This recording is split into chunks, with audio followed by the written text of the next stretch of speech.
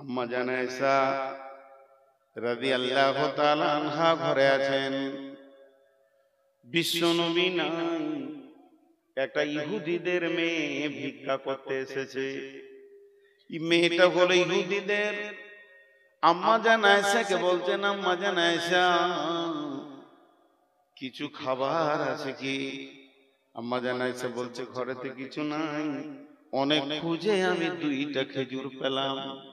এই 2টি খেজুর এনে ইহুদির মেয়েটার হাতে দিলাম। যখনই মেয়েটা আমার খেজুরটা পেল, আমার খেজুরটা পাওয়ার পর ওই মেয়েটি আমাকে দোয়া দিল, রে আয়েশা আল্লাহ তোমাকে কবরের আযাব থেকে মুক্তি দান করুন। আমি অবাক হয়ে গেলাম, ই কেমন দোয়া! বিশ্বনবী যখন বাড়িতে আসলেন আমি বললাম ঘটনাটা, ও দয়ার নবী গো, শুধুমাত্র 2টি খেজুর দিয়েছি, যার বিনিময়ে আমাকে দোয়া দিয়েছে আল্লাহ যেন কবরে আযাব থেকে তোমাকে মুক্তি দান করে। কবরে আযাব কি হবে? নবীজি বললেন, আযাবাল কবরে হাক্কুন। আয়েশা রে, তুমি কি জানতে না এতদিন কবরে আযাব হলো বড় কঠিন? এটা হক, এটা হক, এটা হবেই। আম্মা জান আয়েশা বলছেন, এরপর থেকে আমি খুব সূক্ষ্ম ধ্যানে খেয়াল করতাম নবীজি যে দোয়াগুলো ফিস ফিস করে পড়তো, তার ভিতরে বাড়িতে যে নামাজগুলো পড়েছে, নফল পড়েছেন, সুন্নত পড়েছেন, আবার তাহাজ্জুদ পড়েছেন, তার রাসূল যখন দোয়া পড়তেন আমি খেয়াল করে দেখেছি এমন কোন নামাজ নাই যে নামাজে তাতে সুন্নত হোক, নফল হোক, ওয়াজিব হোক, যাই হোক, তাহাজ্জুদ হোক, যে নামাজে কবরে আযাব থেকে নিজেকে মুক্তি চাননি। আল্লাহ রাসূল ওই দোয়াটা আমাদের জন্য দিয়ে দিয়েছে। আমরা যখন নামাজে তাশাহুদে বসি তখন বলি, আল্লাহুম্মা ইন্নী আউযু বিকা মিন আযাবি জাহান্নাম ওয়া আউযু বিকা মিন আযাবিল কবরি ওয়া আউযু বিকা মিন ফিতনাতিল মাসিহিদ দাজ্জাল। এই দোয়াটা আমরা পড়ি। বিশ্বনবী প্রত্যেকটি নামাজের শেষে কবরের আযাব থেকে নিজেকে মুক্তি চেয়েছে।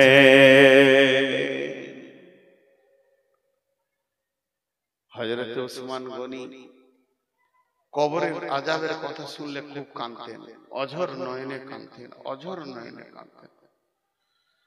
সাহাবীরা প্রশ্ন করলেন, আমিরুল মুমিনিন, আপনি জাহান্নামের কথা, পুলসিরাতের কথা, তারপরে জাহান্নামের আগুনের কথা, কঠিন আযাবের কথা শুনে যত না কাঁদেন, কবরের আযাবের কথা শুনে কেন বেশি কাঁদেন? হযরত ওসমান গনি বলেছিলেন, আখিরাতের প্রথম ধাপ হলো কবর। যে কবর থেকে বেঁচে যাবে সব জায়গায় বেঁচে যাবে, বিশ্বনবী বলেছেন। এর জন্য আমি কবরের কথা শুনলে বেশি কাঁদি। আমাদের ঈমান কত দুর্বল! এই কথাগুলো বলতে গেলে মনে হয় যেন নিজেকে খারাপ লাগছে, বলা ছেড়ে দিই। আগে খুব বলতাম, যখন ছেলে মানুষ ছিলাম, বয়স হয়নি, হাসির কথা বায়নায় বলে দিয়েছি, এখন বলতে কষ্ট হয়। এটা তো হাসির মজলিস নয়, এটা কাঁদার মজলিস। এখন বয়স হয়েছে, অনুশোচনা এসেছে। একযুগে অনুশোচনা ছিল না, তোলপাড় করার নিয়তে মানে সূচনা ছিল যে বায়নে তোলপাড় করব। কিন্তু জি না ভাই, তো বলতে বাধ্য হচ্ছি, আমার মন চাইছে না। এখনকার গোরস্থানে যান, একটা লাশকে কবরে রাখছে, লাশকে শোয়ানো হচ্ছে, বিসমিল্লাহি ওয়ালা মিল্লাতি রাসূলুল্লাহ সাল্লাল্লাহু আলাইহি সাল্লাম, রাসূলুল্লাহ সাল্লাল্লাহু আলাইহি সাল্লাম পড়ছি, তাকে রাখা হচ্ছে। মাইয়াতকে বলা হচ্ছে, তুমি এতদিন সিপিএম ছিলে, তৃণমূল ছিলে, কংগ্রেস ছিলে, এসোসিয়েশন ছিলে, তুমি মোর্চা পার্টি ছিলে, আর কি পার্টি ছিলে, আর কি পার্টি ছিলে, সব লাত মেরে দাও। তুমি হানফি ছিলে, সাফি ছিলে, মালিকি, হাম্বলি, শিয়া, সুন্নি, কাদরানি, চিশতিয়ানি, নকশবন্দি, তোমার হাজারকে লাত মেরে ছেড়ে দাও। এখন তোমাকে শোয়ানো হচ্ছে মিল্লাতে রাসূলের উপরে, তুমি নবী মুহাম্মদের উম্মতের রুলসে তোমাকে শোয়ানো হচ্ছে, তোমার হুঁশিয়ারিতে তুমি কাজ করো। এইটা দৃশ্য চলছে, আর ওই কবরের বাঁধে যে দাঁড়িয়ে আছে মাটি দিবে, ও আর একজনের সঙ্গে ইয়ারকি মারছে, হাসছে, হো হো করে হাসছে। দৃশ্য দেখেছেন? মাটি দিতে যে হাসা, আমাকে অবাক লাগে ওই লোকগুলো। আমি অনেক জায়গায় বলেছি, পাকুড়ে গিয়ে দেখবেন সকালবেলা একটা খাসিকে জবাই করে ওকে উল্টা দিকে ট্যাং করে ছুড়িয়ে দিয়ে ওর চামড়াকে খালিয়ে দিয়ে অর্ধেক মাংস কেটে নিয়েছে, নাড়ি ভুড়ি ঝুলছে, খরিদ্দারকে দেখাচ্ছে স্পেশাল মাল লিটাই, 3টে ফের বাঁধা আছে। আর ওই সময় যে একজন বলছে আমার বাড়িতে মেহমান আসবে, 17 কেজি মাংস লাগবে, হবে এমনি 3টের দিকে তাকিয়ে বলছে হয়ে যায় ভাই, হয়ে যায়। কতক্ষণ সময় লাগবে? বলছে 20 মিনিটে বানিয়ে দিচ্ছি। তখন বলছে আমি হাটে থেকে আসি, বানাও। ওই অবস্থায় ওই 3 জনাতে আমের পাত খেয়েছে, কাঁঠালের পাত খেয়েছে, আর হুড়াহুড়ি করছে। ওরা জানে একটা সাইড হচ্ছে, আর 3 জনাতে হুড়াহুড়ি করছে। এর পশু, এর পশু, এর পশু, পশু বলে এটা সম্ভব। ওর অনুসূচনা জ্ঞানটা নাই, ভবিষ্যৎ বুঝে না। কিন্তু এই পশুটা একটা মানুষকে একটা কেক ধরিয়ে দেবো, খাও, আর একটাকে ফাঁসি দেওয়া হবে সামনে, তুমি কেকটা খাও, পানি খেলো, তোমার এরপরে হবে, কেক খেতে পারবে ও? কিন্তু পারছে এখনকার মানুষ। একটা লাশ নামাচ্ছে আর একজন হো হো হো করে হাসছে, ইয়ার কি মারছে। বন্ধুরা আমার, কবর এমন একটা জায়গা, আল্লাহ তাবারাক ওয়া তাআলা বলছেন বিসমিল্লাহির রহমানির রহিম, আলহাকু মুত্তাকাসুর হাত্তা যুরতুমুল মাকাবির, কাল্লা সাওফা তা'লামুন, সুম্মা কাল্লা সাওফা তা'লামুন, কাল্লা লাউ তা'লামুনা ইলমাল ইয়াকিন লাতারাউন্নাল জাহিম, সুম্মা লাতারাউন্নাহা আইনাল ইয়াকিন, সুম্মা লাতুসআলুন্না ইয়াওমাইদিন আনিন নাঈম। গোটা সূরাটাকে একটা উদাহরণে ভরে দিব। উদাহরণটা শুনবেন, গোটা সূরাটা খাপে খাপে মিলে যাবে। একটা উদাহরণ দেব। আপনাদের বাড়ি সীতাপাহাড়ি, এই যে ইস্তাহারে লেগেছে সীতাপাহাড়িতে বিরাট জলসা, বিরাট ধর্মীয় জলসা, স্থান সীতাপাহাড়ি।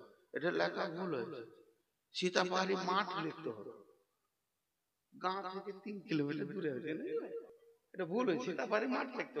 এখন বোস্টম ডাঙ্গালরা যদি লাঠিলে আছে, তোদের জলসা না, আমাদের ভয়ে বলতে হবে তোদের লিখ। অর্ধেক চলে এসছে বোস্টম ডাঙ্গার কাছে, আর বোস্টম ডাঙ্গালরা ডেট খুঁজছে আমার কাছে যে একটা দিন দেন। খ্যাপা, এই মাইকে জুড়ে দিলি হয়ে যেত 3টে মাইক, গোটা বোস্টম ডাঙ্গা তোলপার হয়ে যেত। চালাক লয় বলি, ওদিকে একটা মাইক ভাড়া করে 20-25টা চোং জুড়ে দেন, বোস্টম ডাঙ্গা শুনেলেন, এদের খরচায় আপনাদের তেলে বেগুন ভেজে গেল। জি, তো এবার উদাহরণটা শুনেন। উদাহরণটা হচ্ছে যে আপনার এই সীতাপাহাড়ির একটা ছেলে হিরণপুরে চাকরি করে। মন দিয়ে শুনবেন, অনেকবার পাবেন, এগুলো ইউটিউবাররা তো দেয়। আবার ইউটিউবাররা থাম্বনেল বানাবে, এবার পাহাড় পর্বত করে দেখিয়ে দিবে। এদের আল্লাহ যে কখন জ্ঞান দেবে।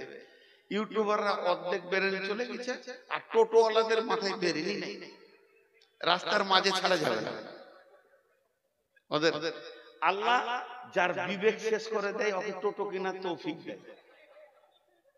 আগে ওর বিবেক শেষ, তারপরে ও টোটো কিনবে, আল্লাহকে পয়সা দেবে, যা খাটা, এই করে খাটা।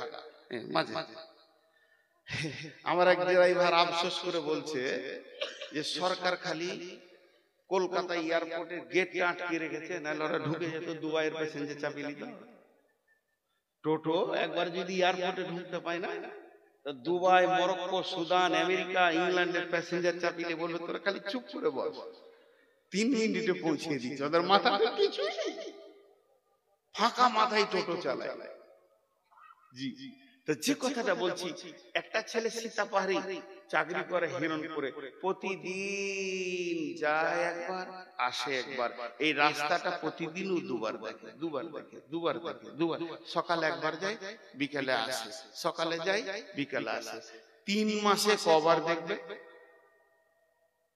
3 মাসে কবার দেখবে?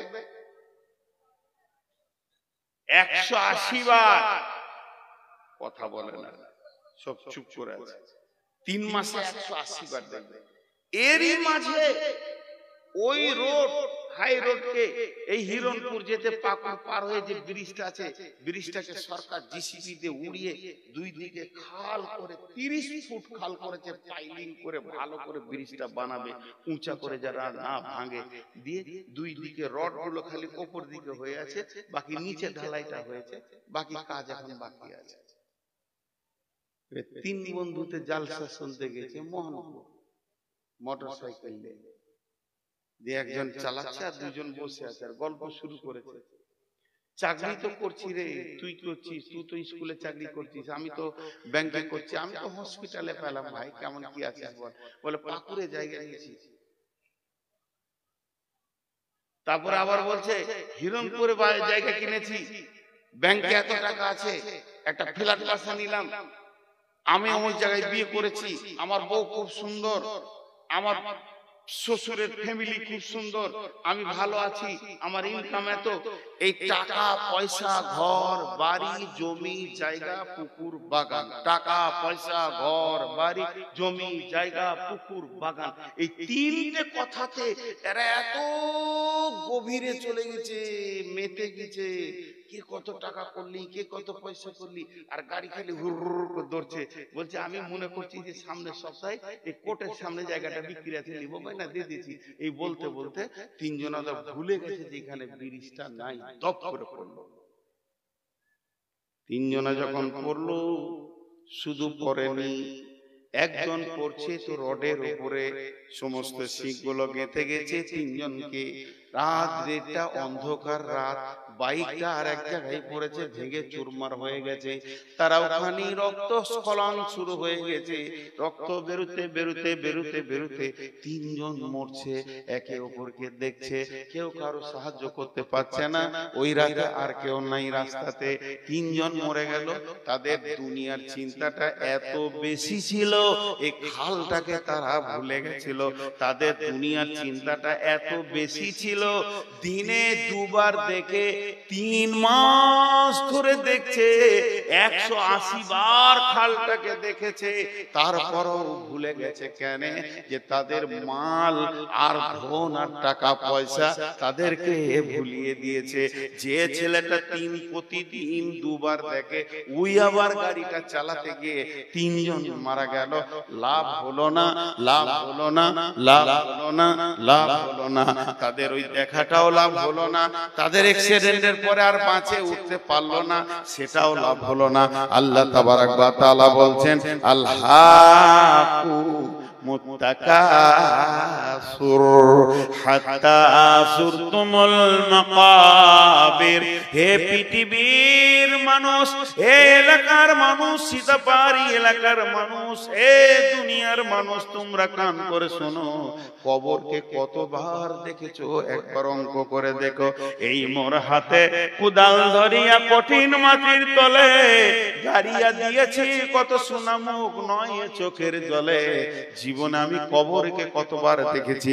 আব্বাকে যেদিন দিয়েছি কবর দেখেছি, মাকে দিয়ে এলাম কবরকে দেখলাম, দাদা দাদিকে দিতে গেলাম কবরকে দেখলাম, গায়ের 20খানা মাইয়াত হয়েছে কবরকে 20 বার দেখেছি, পাড়া আত্মীয় স্বজন নিয়ে আরো 80 বার আমি জানাজা পড়েছি। আমার জীবনে 200টা জানাজা পড়ে নিলাম, কবরকে 200 বার দেখলাম, কিন্তু আমার মাল, আমার জমি, আমার টাকা কবরের মাথাতেই উড়ে গেছে। কবরে যে আমাকে যেতে হবে এটাই আমি ভুলে গেছি। কিন্তু আজরাইল যেদিন এসে মোলাকাত বলছে তৈরি হও বন্ধু, এতদিন লোকের দেখেছো, এবার তুমি নিজে ঢুকবে, তৈরি হও। আল্লাহকুমুত তাকাসুর হাত্তা যুরতুমুল মাকাবির। ধুপ করে কবরে যে শুয়ে শুয়ে গেল, তাহলে কবরে প্রথমবার শোয় নাই। আমি একটা ছেলেকে বলছি, এ বেয়াদবি করবি না, একবার বললাম, দুইবার বললাম, তিনবার বললাম, চারবার বললাম, 20 বার বললাম, 50 বার বললাম, আমার গাড়িটা লাগবে না, আমার গাড়িটা লাগবে না, আমার গাড়িটা লাগবে না, 80 বার বললাম। এরপরে কানে একটা পড়াত করে মেরে দিলাম। আপনি হাতটা ধরে বলছেন ছেলেটা মারছেন কেন, কি করেছে? তুমি কি জানো না ওকে আমি 80 বার বলেছি? এটা কি তোমার খেয়াল নাই? আল্লাহ বলছে, তোকে কি আমি হঠাৎ টেনে নিয়েছি নাকি? তোকে আমি হঠাৎ কবরে ভরেছি, এটা কোনোদিন বলবি না। অঙ্ক করে দেখা, তোকে যখন জীবিত ছিলি তোকে কতবার আমি কবর দেখিয়েছি। আমার নবীকে দিয়ে কবরের পাশে গেলে নেকি হয় এটা আমি বলেছি। আমার নবীকে দিয়ে তোর জানাজার নেকি করে দিয়ে তোকে আবার কবরের কাছে এনে কতবার কবর দেখিয়েছি, তোকে আমি অঙ্ক করে বলে দিব। আমি আল্লাহ তোকে হঠাৎ কবরে ভরিনি। তোকে না হলো 200 বার জীবনে, তোকে 50 বছরের জীবনে তোকে 200 বার কবরে এনেছি, আর কবরকে দেখিয়েছি, আর কবরে শোয়াতে দেখিয়েছি। এইটা দেখার পরও তোর দরজাটা তালা মারা ছিল, তোর বিবেকের দরজা খুলছিল না, তোর মিজাজ মসজিদের দরজার দিকে দিয়েছে না, তোর মিজাজ রোজার দিকে দিয়েছে না, তোর মিজাজ তাস লুডু দাবা জুয়া সুদ লুচ্চালা ফাঙ্গারি ছাড়ছে না, তোর মিজাজ পর্দা হতে বলছে না, বেপর্দা হয়ে ঘুরছে। আমার তো দোষ নাই, তোকে আমি প্রথম কবরে আনি নাই। এরপরে তুই কবরে আসবি, তখন নিজের চোখে আযাব দেখবি। সাদ বিন আক্কাস রাদিয়াল্লাহু তাআলা আনহু, যার জানাজায় 70,000 ফেরেশতা এসেছিল, তার কবরে পিসানি হয়েছে। আম্মা জান ফাতেমা কবরের হয়ে কেঁদেছেন, আম্মা জান আয়েশা কবরের হয়ে কেঁদেছেন, আম্মা জান খাদিজা কবরের হয়ে কেঁদেছেন। সাহাবীরা সারা রাত্রে টুকরে টুকরে কেঁদেছেন। হযরত উমরের মতো লোক কবরের হয়ে কেঁদেছে। তোদের মধ্যে ভয় নাই, তুই যে বলবি আমাকে আল্লাহ হঠাৎ নিয়ে এসেছে, এ কথা তোর আমি শুনবো না। কিন্তু কবরে যাওয়ার পর কাল্লা সাওফা তা'লামুন, সেই দিন বিবেকের দরজা খুলবে, লাভ হবে না, লাভ হবে না, লাভ হবে না। অ্যাক্সিডেন্ট হয়ে পড়ে গেলি, এইবার মনে পড়েছে খাল ছিল, লাভ হচ্ছে না, মূর্তি হচ্ছে। সুম্মা কাল্লা সাওফা তা'লামুন কাল্লা লাউ তা'লামুন ইলমাল ইয়াকিন, এখন তোর ইয়াকিন বেড়ে যাবে, বিশ্বাস বেড়ে যাবে। লাতারাবুন্নাল জাহিন, তুই দেখবি জাহান্নামকে দুই চোখে, আযাব তোকে টিপে ধরছে। জাহান্নাম থেকে হুরহুর করে তোর কাছে আগুন আসছে, সাপ বিছুতে ডাঁস মারছে, একবার মারছে 70 গজ মাটির নিচে করে দেবে, আবার মুখ দিয়ে টেনে তুলবে। ওর বিষ এত যাতনা, যদি আল্লাহ ওদেরকে পৃথিবীতে একটা বিষ দেওয়ার ক্ষমতা দিত, সবুজ আলো দেখতে পেতে না।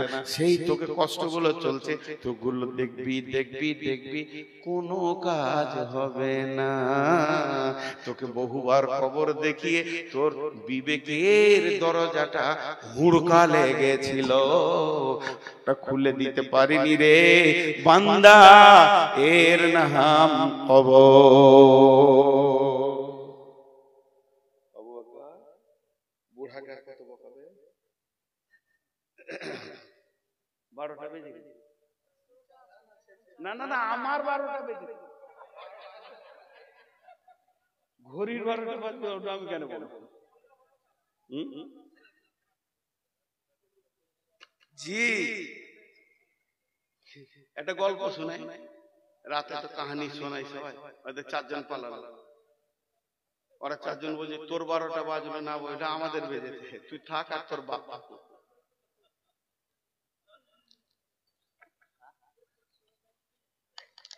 জি, একটা রাজা, এটা আমার বায়নার সাথে কোনো মিল নাই, আপনাদের একটা গল্প শুনেছি, এটা বায়নার উদাহরণ। একটা রাজা মনে মনে নিয়ত করেছে, কি করবো রে, আমার নামটা যেন থেকে যায় সারা জীবন, যে করেছিল এমন একটা কাজ করে যাব, আমার নামটা সারা জীবন থাকবে। নিয়ত করেছে দুধের পুকুর করবে, একটা বড় পুকুর বানাবে, তো দুধের, আর সারা চারিদিকে ইউটিউবাররা যে বলবে অমুক রাজা দুধের পুকুর করেছে, সারা জীবন নাম থেকে যাবে।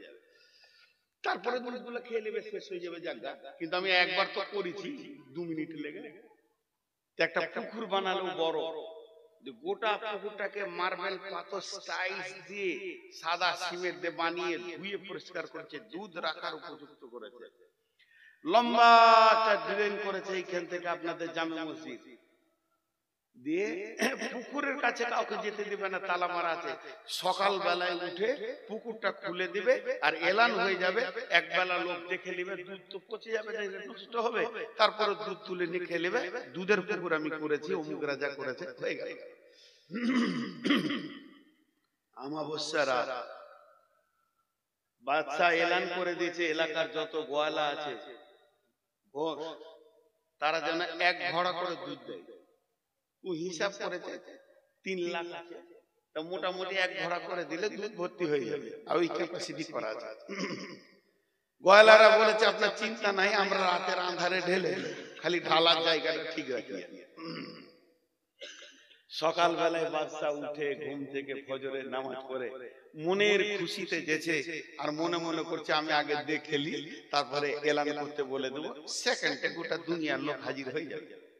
যে দেখছে পানির দুধের লয়, পুকুরটা পানি, কথাটা বুঝতে পেরেছেন? পুকুরটা পানিতে পরিপূর্ণ হয়ে গেছে।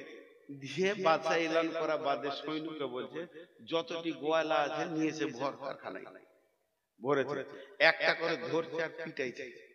কি দিয়েছিলি বল? স্যার আমি মনে করেছিলাম সবাই দুধ দিবা, আমি এক ঘড়া পানি দিয়ে হয়ে যায়। শেষকালে পানি দিয়ে সবাই, দুধ আর কেউ দেয়। তাহলে অবস্থা খুব খারাপ, ওর মন হলো না। এই যে আমার অসুখ, খালি পেটে 380 সুগার, ভরা পেটে 375, ডাক্তার বলছে খবরদার রাত জেগেন না, 12টার পরে শুয়ে যান। সব জলসালারা বলছে খালি আজ কি, বুঝতে পারছি কিনা? আমার কিন্তু ফাঁকা পড়ছে না। গতকাল কালারা বলছে আজকে কালকা থেকে দেবেন, আর 2টো রসগোল্লা দিয়ে বলছে আজকে খান।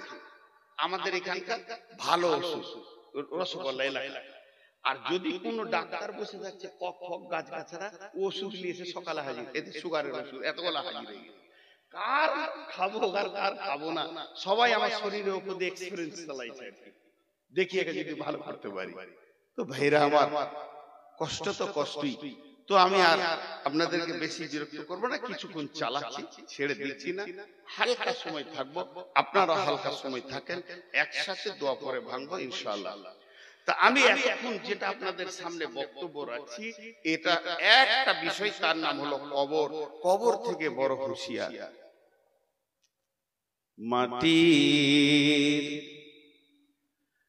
মাটির ওই কবর গৃহে শোয়ায়ে দিলাম যারে,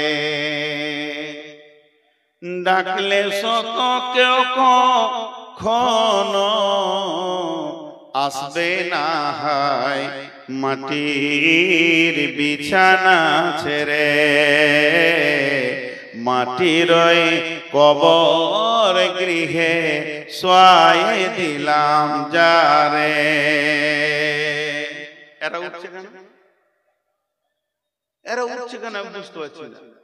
আমি তো কবরের কথা বলবো রে ভাই, এরপরে তো কিছু কথা বলবো। এরা উঠছে কেন?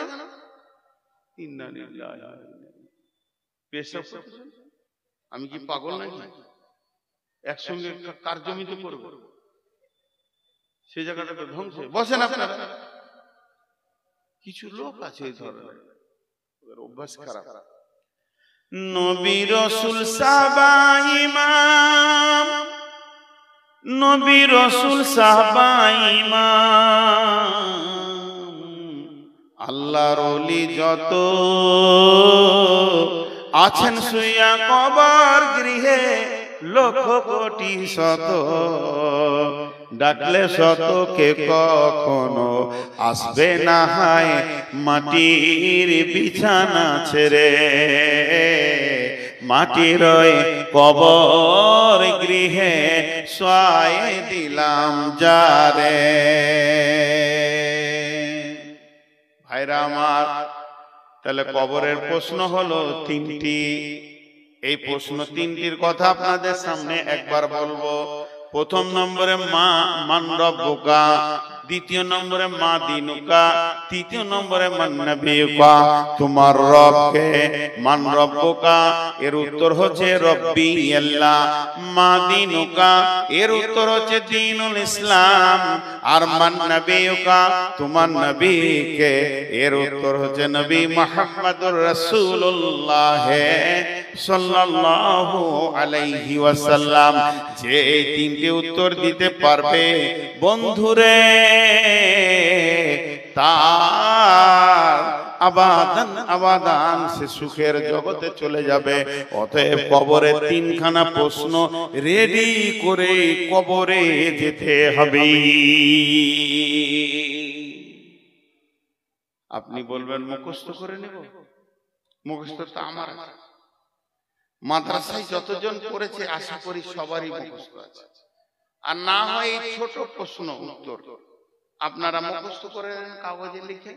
জি না ভাই, ওখানে মুখস্থ বিদ্যা চলবে না। কোন রকমে মুখস্থ বিদ্যা ওখানে চলবে না, চলবে না, চলবে না, চলবে না।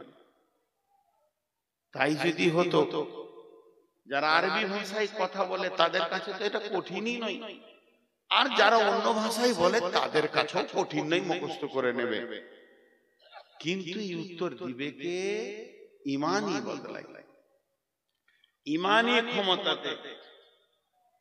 রব ও রব, ফেরেশতা বলবে তোমার রব কে? তোমার রব কে? রবের আবিধানিক অর্থ কি? আগে রবের মানেটা জানি। রব মানে পালনেওয়ালা, রব মানে পরওয়ারদিগার। আমি ইংরেজি জানি না, শুনেছি রব মানে কেয়ারটেকার, যে তোমার সার্বিক চিন্তা করে সে রব। এবার বলি, দার্শনিকরা এর তর্জমা করেছে অনস্তিত্ব থেকে অস্তিত্ব দিয়ে আনুপাতিক হারে যে চাহিদা মেটায় তিনি তোমার রব। অনস্তিত্ব থেকে অস্তিত্ব দিয়ে আনুপাতিক হারে যে চাহিদা মেটায় সেই তোমার রব। আরেকবার বলছি, অনস্তিত্ব থেকে অস্তিত্ব দিয়ে আনুপাতিক হারে যে চাহিদা মেটায় সে তোমার রব। এটা সহজ করে দিচ্ছি। তোমার কোনো চিহ্ন ছিল না, যে তোমাকে বানিয়েছে। তোমার কোনো চিহ্ন ছিল না, যে তোমাকে বানিয়েছে। বানিয়ে তোমার খাওয়া দাওয়া সুখ দুঃখ সব চিন্তা তার হাতে আছে, সে তোমার রব। তোমার খাওয়া দাওয়া সুখ দুঃখ সব চিন্তা যার হাতে আছে সে তোমার রব। এবার এখানে মজাটা দেখেন, রব রব ও রব এত কেন ট্রেস নিয়ে বলছি, একটু ধৈর্য ধরে। ও রব, রবের বিষয়টা যদি গুরুত্ব না দেন সব কোন দিকে চলে যাবে। আল্লাহর একটাই নাম আল্লাহ। আল্লাহর কটা নাম? একটাই নাম। সকলে মহব্বতের সঙ্গে একবার বলতে পারবো আল্লাহ, এটা নাম। বাকিগুলো সিফাত গুণ। আল্লাহ রাজ্জাক, খেতে দেন তাই রাজ্জাক। আল্লাহ রহমান ও রহিম, তিনি দয়ালু মেহেরবান। আল্লাহ গফফার, তিনি মাফ করনেওয়ালা। এই যে এগুলো গুণ। আমার নাম নূর মোহাম্মদ, কিন্তু আমি গাড়ি চালাইলে বলবেন ড্রাইভার, বকছি তাই বলবেন বক্তা, মাঝি নৌকা চালালে বলবেন মাঝি, দোকান চালালে বলবেন দোকানদার, কাপড় বিক্রি করলে বলবেন কাপড়ওয়ালা, আমকি বিক্রি করলে বললেন আমওয়ালা। এগুলো আমার নাম নয়, এগুলো কাজ। তা আল্লাহর তার মধ্যে একটা কাজ হচ্ছে রব। রব মানে সারা বিশ্বকে তিনি পালনেওয়ালা। ওনার নাম আল্লাহ। তাহলে বিশ্বকে পালনেওয়ালা কে? আল্লাহ। জোরে বলেন, বিশ্বকে পালনেওয়ালা কে? আল্লাহ। এবার আমি জিজ্ঞেস করছি, তোমাকে পালনেওয়ালা কে? আল্লাহ। তো ও ফেরেশতা এটা আরবিতে বলবে মান রব্বুকা, তোমাকে কে পেলেছিল, তোমাকে কে সুখ দুঃখে ছিল, তোমার সব দিকটা কে লক্ষ্য করেছে? উত্তর হবে আল্লাহ। বুঝে এলো?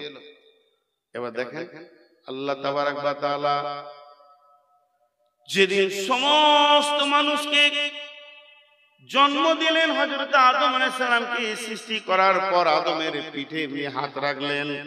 হাত রাখার পর ঝুরঝুর করে বালুর মতো পড়লো। সমস্ত মানুষকে একসঙ্গে বানিয়ে নিলেন। কিয়ামত পর্যন্ত যত মানুষ আসবে তাদের আত্মাকে সামনে রেখে, সেদিন বিশ্ব নবী ওখানে ছিলেন, সমস্ত নবী ওখানে ছিলেন, সমস্ত যত মানুষ কিয়ামত পর্যন্ত আসবে সবগুলাকে এক জায়গায় জমা করে আল্লাহ তাবারক ওয়া তাআলা বলেন, আলাস্তু বিরাব্বিকুম, আমি কি তোমাদের রব নয়, পালনেওয়ালা নয়? আমরা বললাম ক্বালু বালা। ভুলে যাব বলে পেছনে পেছনে কোরআন দিলেন, নবী দিলেন, আমরা ওটা মনে রাখতে পারবো না বলে দিয়ে দিয়েছেন। তাহলে আমরা আল্লাহ বলছি, কোরআনে যখন এসেছে তাইলে এই ঘটনাটা আমাদের ঘটেছে, আমরা আল্লাহকে রব বলে মেনে নিয়েছি। আল্লাহ এটা প্রথমেই কেন আমাদেরকে দিয়ে দিলেন? আল্লাহ এটা প্রথমেই কেন দিয়ে দিলেন? আল্লাহ এটা প্রথমেই দিলে কেন? জন্মের প্রথমে সিরিয়াল একে সে তার নিজের পরিচয়টা কেন দিলেন? আল্লাহ এই জন্যই এটাকে দিলেন, যেহেতু আখিরাতের প্রথমেই প্রশ্ন হবে তোমার রব কে। তাহলে আল্লাহ আগে শিখিয়ে দিয়েছেন, বুঝিয়ে দিয়েছেন।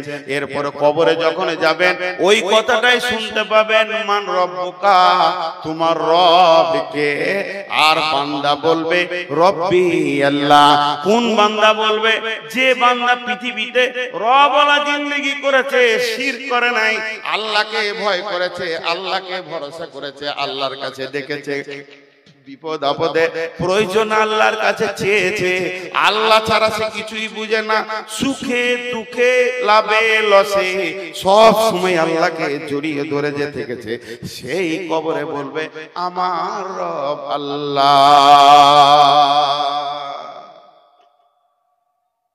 তার মানে এক কথাই বলে দিই, কবরে যাওয়ার আগে পর্যন্ত আল্লাহকে যে জড়িয়ে ধরে রেখেছে নিজের সঙ্গে, সে তাকে আর শিখাতে হবে না, তার মুখ দিয়ে অটোমেটিক বের হবে আমার রব আল্লাহ। নাম্বার 2, মা দিনুকা, তোমার দিন কি? মা দিনুকা, তোমার দিন কি? মা দিনুকা, তোমার দিন কি? কে বলবে আমার দিন ইসলাম।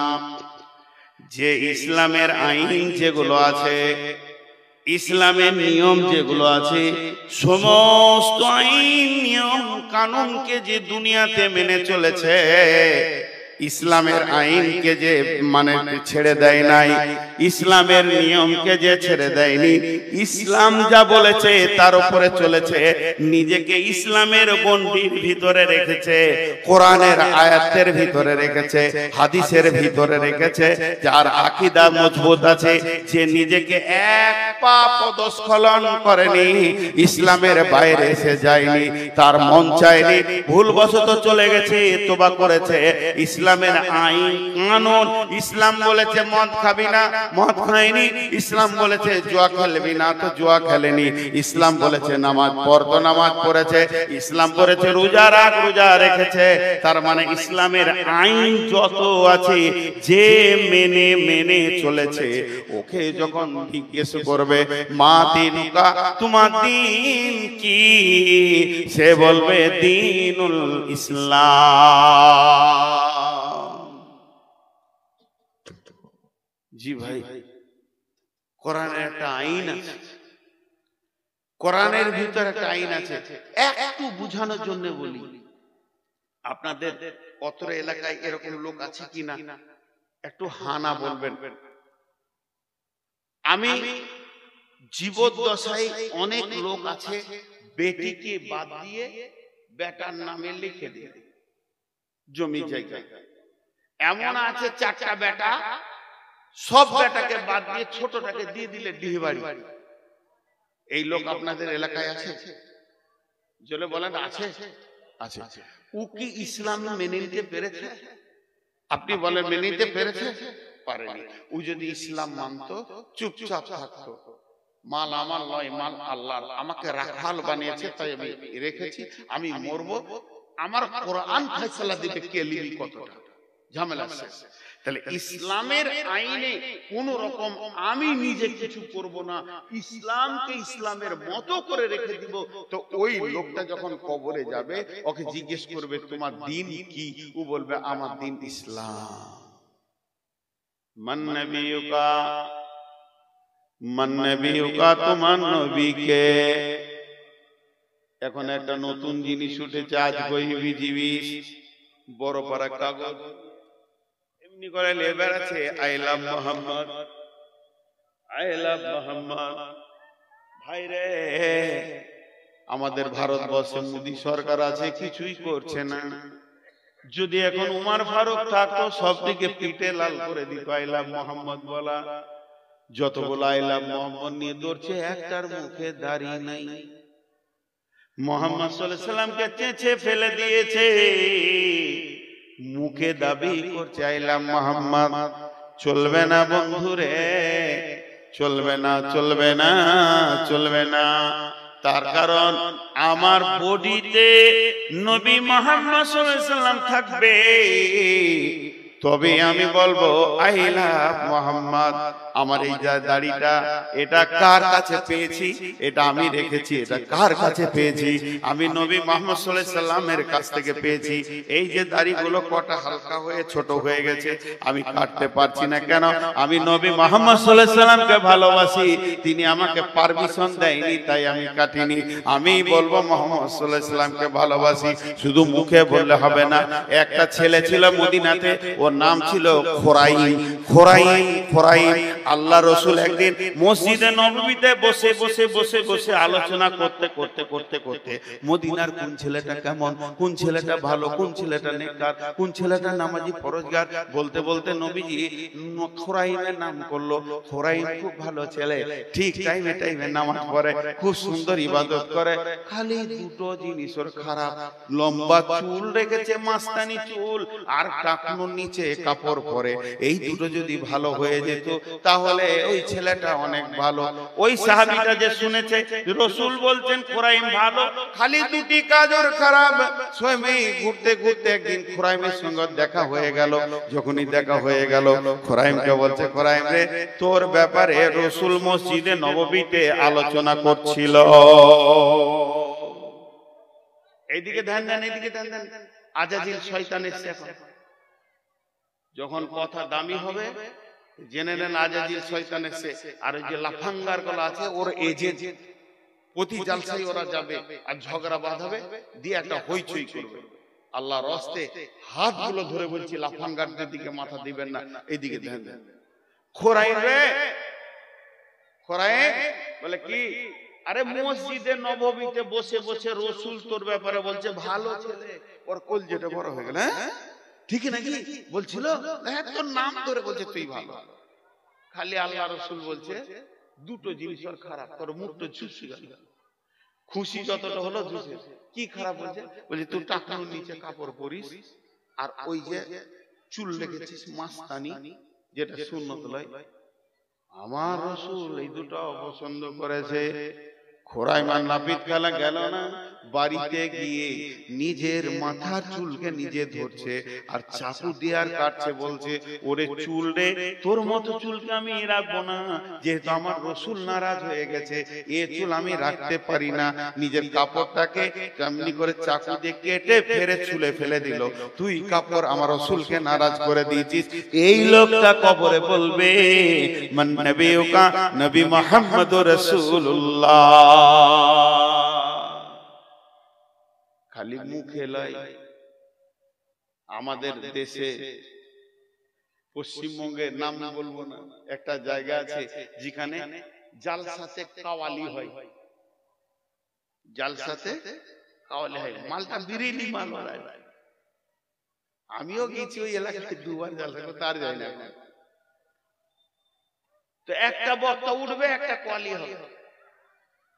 তো বক্তাকে বসিয়ে দিয়েছে, আর এখানে কোয়ালি হচ্ছে। খুব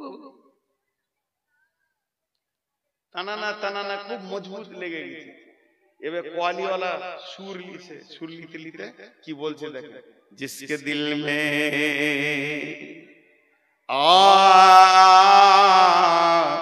जिसके दिल में जिसके दिल में मोहब्बत रसूल नहीं वो मोमिन नहीं, मोमिन नहीं, मोमिन नहीं।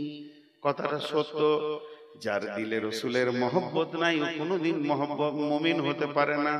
আর নিজের থেকে, নিজের মা বাপ, ভাই বোন এবং নিজের জান থেকে রসুলকে ভালোবাসতে হবে। বিশ্বনবী বলেন, উমর রে তুমি কি তোমার নিজের থেকে আমাকে ভালোবাসো? উমর বলেন না। রসুল বলেন, এখন তুমি কামেল মুমিন হতে পারোনি, তোমার ঈমান পাকা হয়নি। হযরত উমর দেখলেন না আমি না বুঝে বলে ফেলেছি, কিন্তু আসলে আমার জান থাকতে রসুলের জানকে কাউকে নিতে দিব না। বলে হুজুর ওটা ইমোশনাল বলে দিয়েছি, এখন আমি বুঝে বলছি আমার জান থেকে আমি ভালোবাসি। নবীজি বলেন, তুমি কামিল মুমিন হয়েছো। জঙ্গে খন্দকে আল্লাহ রাসূল তাবুর গায়ে আছে, হযরতে সাদ রাদিয়াল্লাহু তাআলা আনহু এতগুলো তলোয়ার নিয়ে ঝানাক করে রেখেছে আঁধারে। রাসূল বলছে শব্দটা উঠলো, এবারে অতগুলো তলোয়ার রাসূলের তাবুর পাশে হযরতে সাদ রাখলেন। আর আল্লাহ নবী আঁধারে ঝড় বৃষ্টিতে দেখতে পাইনি, তবে নবী আইডিয়া করে বলছে, কে সাদ নাকি? হযরতে সাদ বলেন, ইয়া রাসূলুল্লাহ, হ্যাঁ আমি সাদ।